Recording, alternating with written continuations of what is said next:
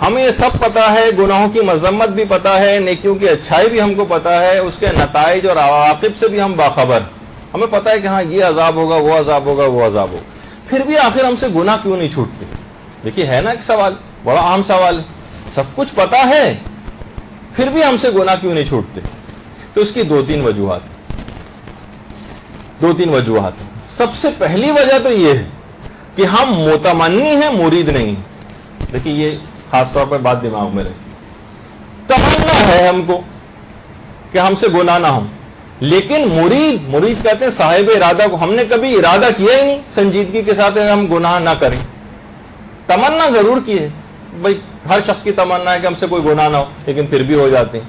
نہیں، دیکھیے آپ جب بھی کسی کام کا واقعتاً آپ ارادہ کرتی، آپ کا ارادہ کر لیتی مجھے اس دفعہ نئے کپڑے بنانے، اب شوہر سے جھگڑا کرنا پڑے آپ کو، ہر صورت میں اس کی پینٹ سے مثلا چرانے پڑے پیسے آپ کو، سارے کام آپ کر جاتی ہیں، والدین سے کتنا جھگڑا کرتی ہیں بہت سی باتوں کو اگر منوانا ہو، کتنی چیزیں ہوتی ہیں، لیکن کیا ہے اس میں صرف تمنا کی حد تک نہیں رہتی، آپ کا ارادہ ہوتا ہے کہ میں یہ کام کروں گی اور وہ کام کر لیتی ہیں۔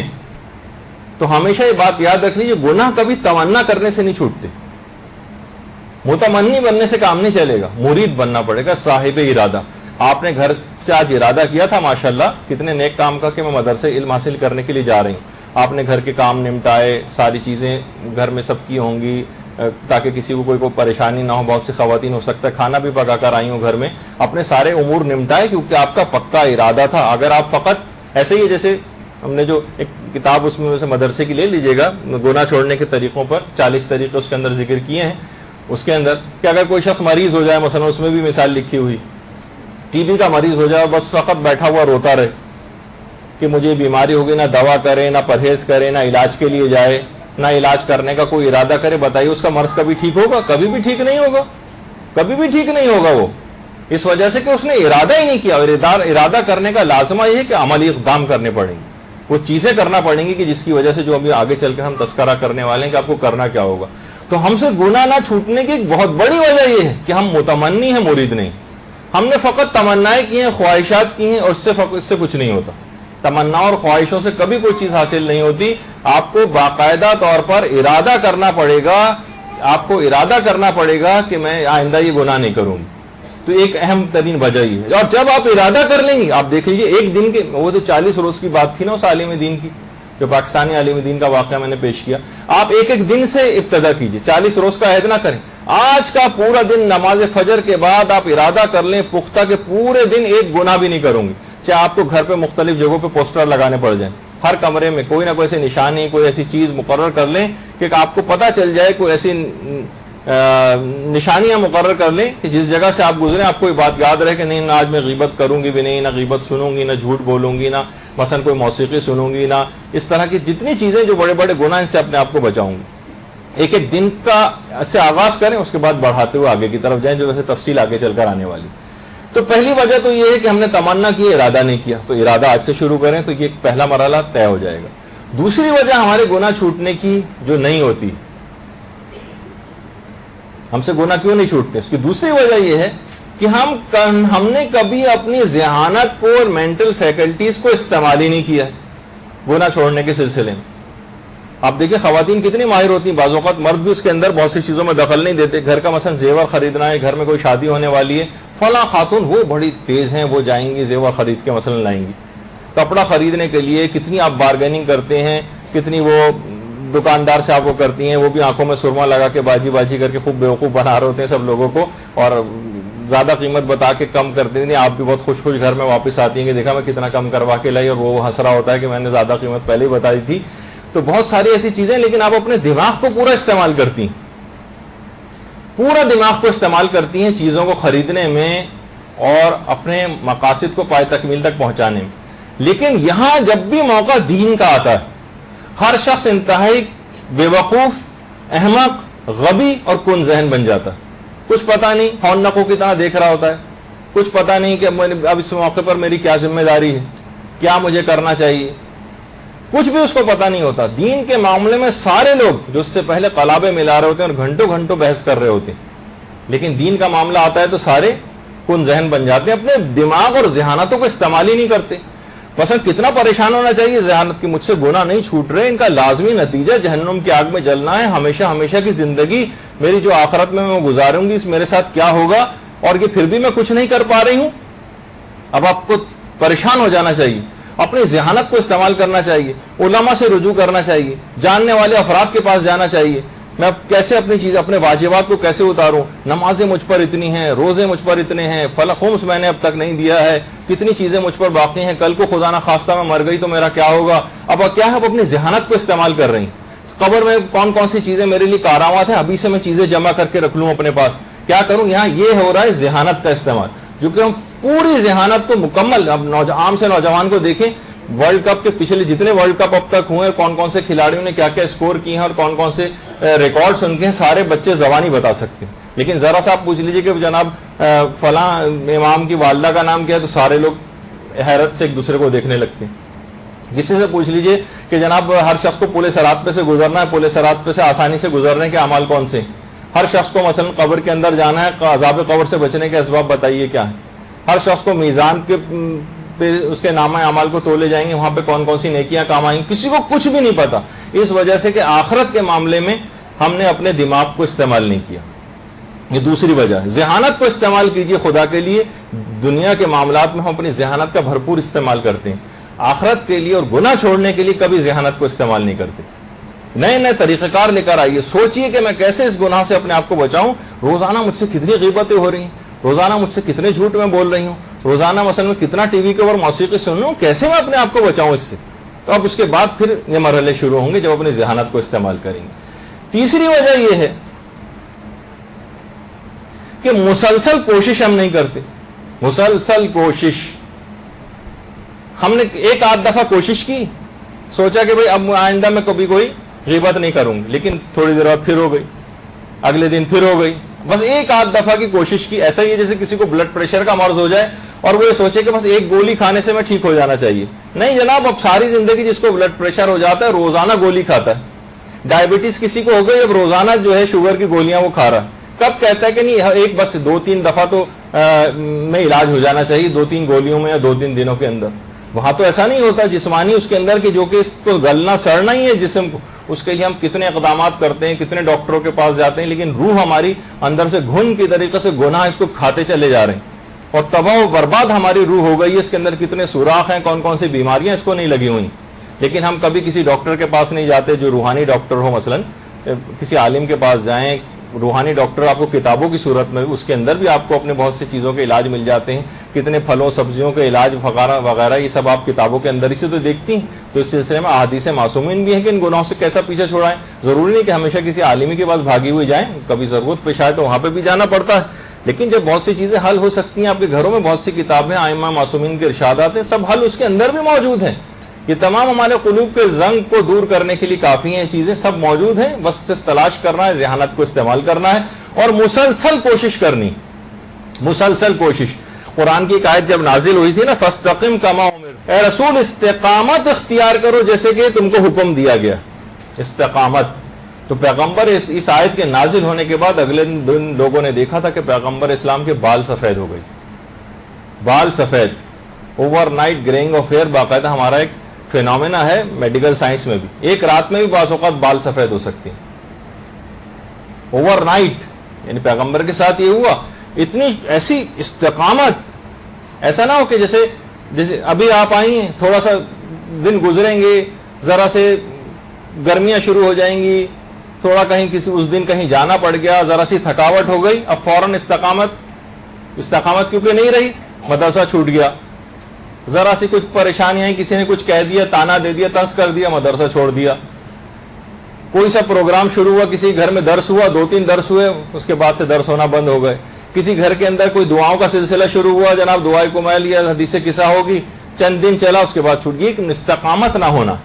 ہمیشہ مسلسل کوشش کرتے رہنا. مسلسل. یہی وجہ ہے کہ ہم سے گناہ نہیں چھوٹتے. ایک آدھ دفعہ بس کی کوشش، اس کے بعد جب وہ اس میں ناکامی ہو گئی تو چھوڑ کے بیٹھ گئے. تو پھر آپ کو بلڈ پریشر کے مرض کے لیے دوا بھی چھوڑ دینی چاہیے تھی، پھر شوگر کی دوا بھی چھوڑ دینی چاہیے تھی، اور کتنی دوائیں بعض اوقات روزانہ کھانے کی وہ سب چھوڑ دینی چاہیے. پھر ہم کہیں گے کہ ٹھیک ہے جناب، اب آپ جو ہے شاید آپ کو گناہ کرنے کی بھی اجازت مل جائے، کیونکہ آپ دونوں چیزوں سے بالکل آری ہو گئے، نہ جسم کی آپ کو پرواہ نہ کوئی روح کی بھی پرواہ.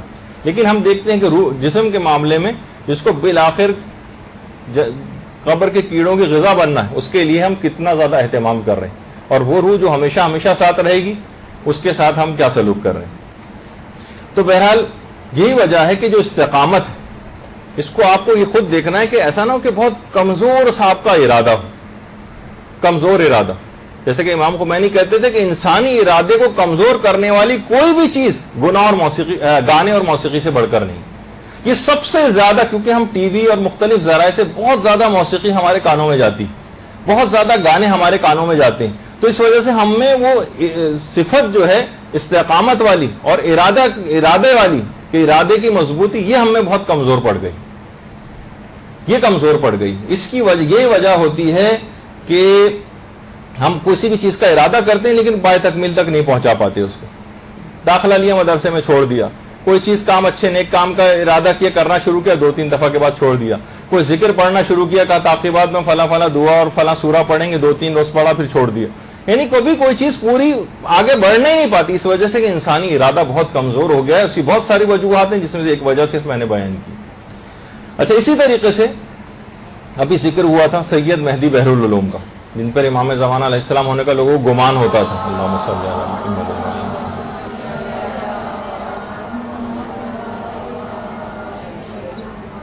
شاگرد ان کے کہتے ہیں کہ دفعہ سید مہدی بحرالعلوم درس دے رہے تھے، دوران درس دیتے دیتے مسکرائے.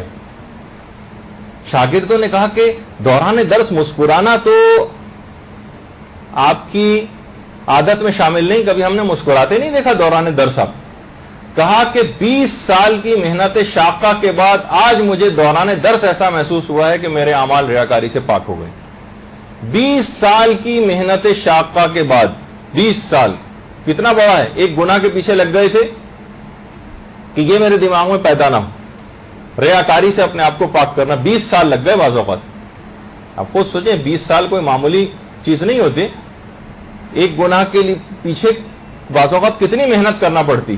یہی وجہ ہے کہ کتنے مجتہدین بھی کہتے ہیں، اور امام خمینی نے بھی غالباً اہل حدیث میں لکھا ہے کہ اگر کوئی شخص ایک دفعہ شروع کر دے، اپنے دوران درس کہا کرتے تھے کہ اگر کوئی شخص ایک دفعہ تزکیہ نفس کرنا شروع کر دے، اپنے آپ کو گناہوں سے بچانا شروع کر دے، تو بعض اوقات دل میں آپ کے آتا ہے نا، 20 سال جب مہدی بحرالعلوم کو ریاکاری سے بچنے کے لیے لگ گئے تو ہمیں تو پتہ نہیں کتنے 200 سال لگ جائیں گے، اور ایک ایک گناہ کو ہم الگ الگ کرتے گئے تو کئی ہزار سال یا عمر نوح ہمیں چاہیے مثلا گناہوں سے اپنے آپ کو بچانے کے لیے. نہیں، ایسا نہیں. اگر آپ نے اس راہ پر قدم آگے بڑھا دیا، امام خمینی فرماتے ہیں کہ پہلا قدم آپ نے اٹھا لیا اور گناہ چھوڑنے کے لیے اقدامات کرنا شروع کر دیے، اور اس کے بعد اس دوران آپ کو موت آ گئی، تو انشاءاللہ رحمت خدا آپ کے شامل حال ہوگی اور آپ بخش دیے جائیں گے.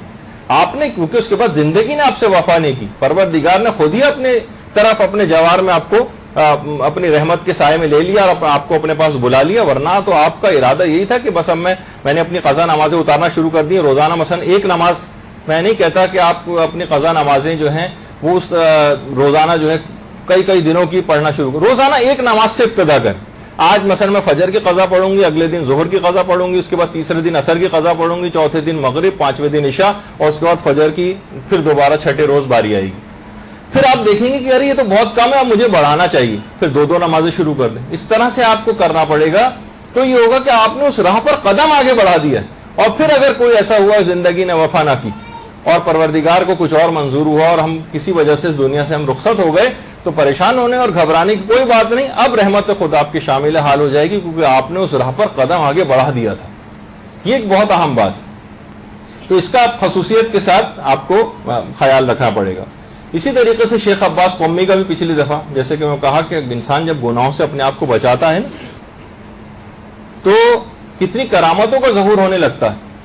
شیخ عباس قمی کے متعلق ملتا ہے کہ ایک دفعہ دوا پانی میں ملا کر پینی تھی، دوا ختم ہو گئی. زوجہ محترمہ آئیں، کہا کہ دوا تو ختم ہو گئی ہے، اس وقت ملنا بھی ممکن نہیں. انہوں نے کہا کہ میں نے اپنے ان انگلیوں سے نہ جانے کتنی ہزاروں احادیث معصومین لکھی، ان کے اندر خود ایک شفا یابی کی کیفیت پیدا ہو گئی. پانی کے اندر اپنی دونوں انگلیاں ہلائیں اور اس پانی کو پی لیا، اور اسی پانی سے ان کو شفا ہو گئی. یعنی بعض اوقات دیکھیں انسان نیکی کے اثرات اس دنیا کے اندر بھی ظاہر ہوتے ہیں.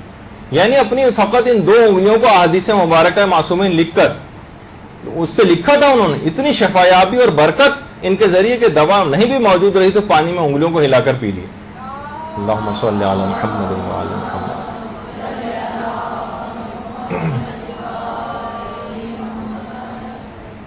اچھا, اب ایک شیطان ایک وسوسہ ڈالتا ہے. شیطانی وسوسہ کیا ہوگا کہ بھائی ٹھیک ہے, آج سے ہم نے ارادہ کر لی کہ ہم سے کوئی گناہ نہیں ہوگا, کوئی گناہ ہم سے نہیں ہوگا, ارادہ کر لیا. شیطان دماغ میں ڈالے گا کہ دیکھو تم نے اس سے پہلے بھی کتنی دفعہ کوششیں کر چکے ہو, لیکن پھر تم سے یہ چیز ہو گئی تھی, تو بار بار اللہ سے یہ ڈرامے بازی کرنے کی ضرورت نہیں ہے, ایسی توبہ کا کوئی فائدہ نہیں, اور آپ کو توبہ کرنے سے روک دے گا. ایک مایوسی سی شیطان دلوں میں ڈالتا. اِنَّ کَیْدَ الشَّیطَانَ کَانَ ضَعِیفًا, قرآن کی آیت ہے. شیطان کو مکر و فریب انتہائی کمزور ہوتے ہیں. مومن نے اپنے دماغ میں سوچ لیا کہ شیطان بہت طاقتور ہے, ہرگز بھی نہیں. قرآن میں کہ ہم نے اس کو تم پر کوئی تسلط نہیں دیا ہے. شیطان کا کام فقط وسوسہ ڈالنا ہے. ایسے ہی جیسے کوئی آپ کے کان میں آ کے کہے اس کو قتل کر دو, تو کیا فوراً اس وسوسے میں عمل کے قتل؟ آپ پوری صاحب ارادہ ہیں, ایک دم سے دماغ سے جھٹک دیجئے. بے وقوفانہ خیال ہے, احمقانہ چیز ہے کہ دماغ سے ایک دم جھٹک دیا. آپ صاحب ارادے ہیں, آپ نہیں اس ارادے کے اوپر عمل کریں. شیطان کو آپ پر کوئی تسلط نہیں دیا گیا, اور قرآن کی آیت ہے کہ شیطان کے مکر و فریب انتہائی کمزور ہیں. فقط ایک دفعہ لاہور بھی اگر آپ کہتے ہیں کہ پورے اس کے تار پر بکھر کے رہ جائیں گے, اس کے پورے جال کے جو وہ آپ کو پھنسانے کے لیے اپنا پھینکتا. تو بہرحال دماغ میں شیطان یہ لائے گا آپ کو کہ تمہاری توبہ تو پہلے بھی کئی دفعہ ٹوٹ چکی, اب بھی ٹوٹ جائے گی, کیا فائدہ ایسا کرنے سے؟ پروردگار سے اس قسم کا کھیل کھلواڑ کرنے کی کیا ضرورت ہے تم کو؟ تو ہمیشہ یہ بات یاد رکھیے, توبہ کرنے سے پچھلی زندگی کے سارے گناہ معاف ہو جاتے ہیں. جس طرح حج کے لیے لوگ کہتے ہیں نا, غلط دماغ میں ایک سوچ ہے کہ بھائی جب ہم بڈھے اڈھے ہو جائیں گے نا, اس کے بعد ہم حج کرنے کے لیے جائیں گے تاکہ اس کے بعد پھر کوئی گناہ نہ کریں. ارے جب آپ جوانی میں ہی جا رہے ہیں, جب استطاعت ہو جائے تو جانا واجب ہو جاتا ہے. حج میں پچھلے تمام گناہوں کی معافی ملتی, آگے کا نہیں دیکھا جاتا اتنا. آگے بھی انسان پھر توبہ کی ربر اس کے پاس ہے, لیکن پچھلے زندگی کے سارے گناہ معاف ہو جاتے. تو شیطان دماغ میں ڈالے گا. تو ایک بات یاد رکھ لیجئے, یہ جو احساس آپ کے دماغ میں آ رہا ہے نا کہ میری توبہ پھر ٹوٹ جائے گی, اب میں مشکل سے جملہ استعمال کر رہا ہوں, یہ احساس ضعف ہے, ارادہ شکست عزم توبہ نہیں. یہ کمزوری کا احساس ہے. آپ کو پتا ہے کہ انسان کو ضعیف پیدا کیا گیا, قرآن کی آیت ہم نے انسان کو ضعیف پیدا کیا. جب پورے کا پورا انسان ضعیف ہے تو جز اس کا ارادہ اس کا جزئی تو ہے نا, وہ بھی ضعیف ہوگا. جب پورا انسان ضعیف ہے تو یہ احساس کمزوری ہے. آپ کو اپنے اوپر اتنا اعتماد نہیں ہے. پروردگار پچھلی زندگی کی توبہ کرتی ہوں, لیکن آگے کا مجھے کچھ پتا نہیں, میں بہت کمزور ہوں, یہ گناہ مجھ سے دوبارہ نہ ہو جائے. یہ احساس ضعف ہے, ارادہ شکست عزم توبہ نہیں. یعنی آپ ارادہ نہیں کر رہے ہیں کہ میں آئندہ بھی یہ گناہ کروں گی, لیکن شیطان اس وسوسے اور دھوکے میں آپ کو ڈالتا ہے کہ آپ سے تو گناہ دوبارہ ہو جائے گا, لیکن آپ ارادہ نہیں کر رہے کہ میرے گناہ دوبارہ ہوگا, لیکن آپ کو پتا ہے کہ میں کمزور بہت ہوں, ہو سکتا ہے گناہ مجھ سے دوبارہ ہو جائے. تو اس کے لیے پروردگار سے آپ مدد طلب کریں کہ آئندہ بھی آپ کو اس گناہ میں مبتلا ہونے سے بچائے. لیکن شیطان اس دھوکے میں ڈال کر آپ کو اس میں مبتلا کر دیتا ہے کہ آپ جو ہے توبہ کی طرف مائل ہی نہ ہو, یا توبہ کی طرف آنے لگے تو یہ اپنے اس قسم کے وسوسوں کو ڈال کے آپ کو توبہ سے روک دیتا ہے.